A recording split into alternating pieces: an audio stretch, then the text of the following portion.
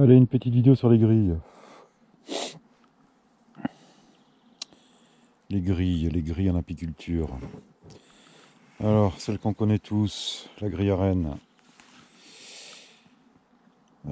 Couleur jaune, jaunâtre. C'est la grille que tu vas mettre entre le corps et les os pour éviter que la reine monte pondre dans les os. Ce qui va te permettre de ne pas avoir de couvain dans les os et d'avoir un miel sans caca d'abeille, sans larves d'abeille. Et voilà, donc c'est cette grille-là. Ce que je vais mettre aujourd'hui, c'est rien, c'est l'enfumoir qui tombe dans le foin sec, c'est pas grave, t'inquiète pas. Celle que je vais mettre aujourd'hui, c'est la grille à propolis, la grille marron. Alors par contre, j'ai pas trop regardé.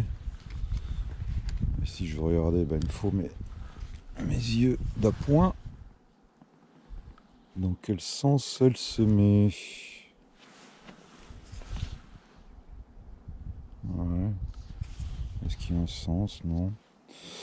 Alors apparemment, oui, c'est toujours du plastique alimentaire, puisque la propolis, moi c'est pour me faire une petite décoction à l'eau de vie. Made in EC, c'est quoi Made in EC?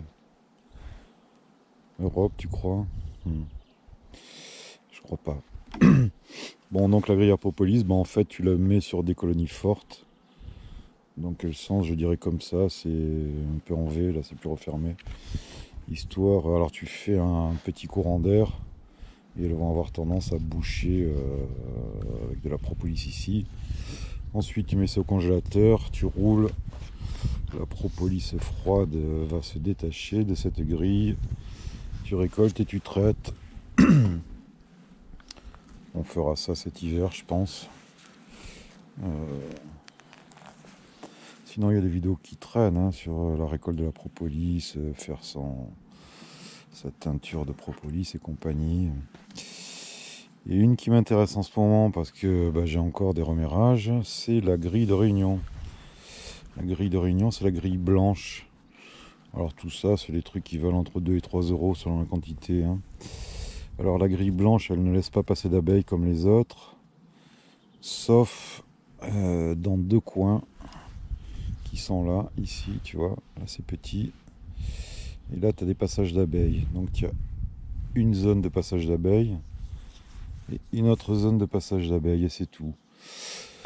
Alors l'intérêt, c'est qu'elle va remplacer le papier journal de tonton Georges, l'apiculteur. Parce qu'on lit beaucoup quand on fait des réunions qu'il faut mettre du papier journal avec du Ricard, avec du miel, avec tout un tas de choses. Bon, nous dans le sud, le Ricard on le boit, le miel on le mange, donc il nous fallait une solution. Et la famille Nico a trouvé ça, c'est-à-dire que ça va permettre de réunir deux colonies. Alors deux colonies, une avec reine et une sans reine, forcément. Sur 1-2 semaines, c'est-à-dire que tu vas mettre ton corps avec ta reine. Alors il faut, je pense, 2, 3, voire plus cadres de couvain. Tu vas pas réunir 10 cadres orphelins avec 2 cadres et une reine en ponte à peine, comme j'ai le cas ici. Non, tu vas attendre d'avoir, je dirais 3-4 cadres de couvain fermés, une reine en ponte, et tu vas mettre ton corps orphelin. Orphelin, pas bourdonneux. La différence entre orphelin et bourdonneux, c'est qu'orphelin, elles n'ont plus de reine. Mais t'as pas d'abeille qui a pris le relais. Donc bourdonneux, à mon avis, tu secoues au milieu du rucher. Et en avant, tu récupères ce qui peut se récupérer. Non, là, c'est vraiment réunir deux colonies qui sont encore, entre guillemets, réunissables. Voilà. Donc ça, je trouve que c'est pas mal. Alors ça sert quand t'as deux demi-colonies, un essaim et une colonie qui vient de perdre sa reine pour en refaire une ruche de production, quoi. Voilà. Donc grille Nico, moi je connais que ça. Si vous en connaissez d'autres, voilà, ça va du jaune devant, marron derrière, au blanc. C'est ces trois grilles là. Voilà. Bah écoute, s'il y en a d'autres, dites-moi, mais je pense pas qu'il y en ait d'autres.